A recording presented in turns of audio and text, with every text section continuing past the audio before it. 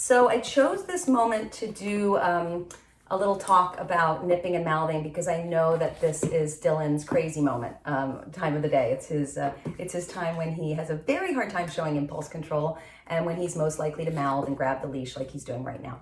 So I want to chat a little bit about one of the challenges of being a puppy parent, and that is teaching our pups to interact with people politely and appropriately so it's fun to play with them. And that means teaching them to inhibit their mouthing and biting.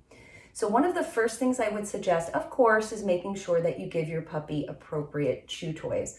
A lot of times people buy things like squeaky toys and that sort of stuff to give to their pup. But I'm actually a much bigger fan when it comes to controlling nipping and mouthing of what are called food stuffable chew toys. So I actually created this toy. It's called the Comfort Bone.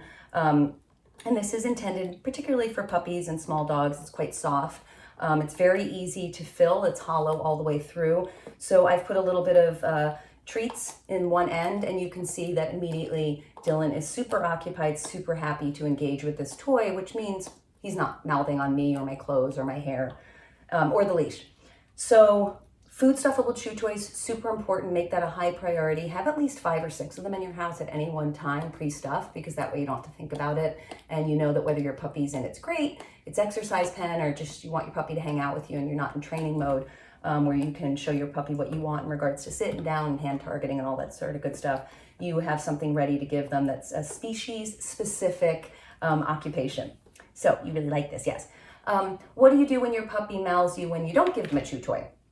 Whether it's because you don't have one on hand currently, or you just weren't thinking about it, you made a mistake and you took your puppy out, and now your puppy is chewing on the leash or chewing on your hands. So the important thing to consider is that you need to stay calm. If you start saying to your puppy, no, leave it, no, off, leave it, more often than not, like what's happening here with Dylan, you're engaging with them so it actually gets them more revved up. So I strongly suggest that people try and stay calm and as quiet as possible when they're teaching their puppy not to mouth and nip, because it makes it easier for the puppy to understand and learn from your actions rather than trying to understand words. Dogs are not verbal creatures. It takes quite some time for them to learn some of the words that we want them to know. So when the leash is on, what you can do if your puppy mouths you, pretend that Dylan just mouthed me, I'm sure he will in just a moment, is you can take the leash, and sometimes you might need to put your hand on their side, and you can hold it just behind their neck. You are not trying to cinch your puppy up.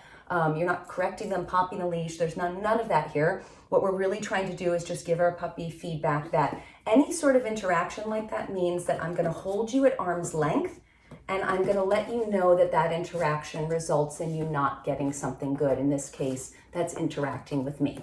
So again, if Dylan comes back and he starts to mouth me, which he's doing right now, if I take him off of me, I take the leash and I put it just behind his neck. And if he gets really squiggly, I can always take my hand and just put it on his side and just hold him like this until he calms down. Again, the leash is not super tight. It's just taut enough. And when he's relaxed, good job. I can start interacting with him again.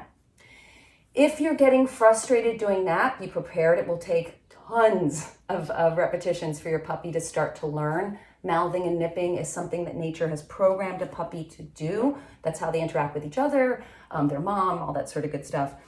So they have to get guidance from us to learn how they're supposed to behave with us. If you start getting frustrated, you're like, I'm trying to hold him at arm's length, but he keeps grabbing a leash, and I just feel like I can't really get the leash behind his neck very smoothly. The other thing you can do is learn how to hold your puppy in such a way that they can't mouth you, and you can give them essentially a little bit of a timeout when they do.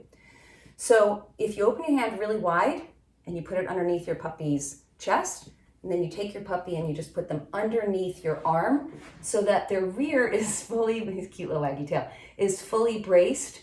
They're fully supported. You're not letting your puppy hang like this and their rear is not forward like this. If you do this, they can get to your face. You're actually really supporting them here. You notice I don't even need my other hand. Dylan cannot bite my fingers right now. He could bite my face, but if I think he's about to do that, he's got hiccups. I can just take him and pivot him away from me so that he can't have access. And he's a wiggly puppy. He's pretty flexible. You can see his neck goes all the way back. But if I hold him in the right position, he can't have contact with me. And when he calms down, I can do one of two things. I can start petting him and interacting with him because he's a very cute puppy. And that's one of the many reasons we want to have puppies in our lives.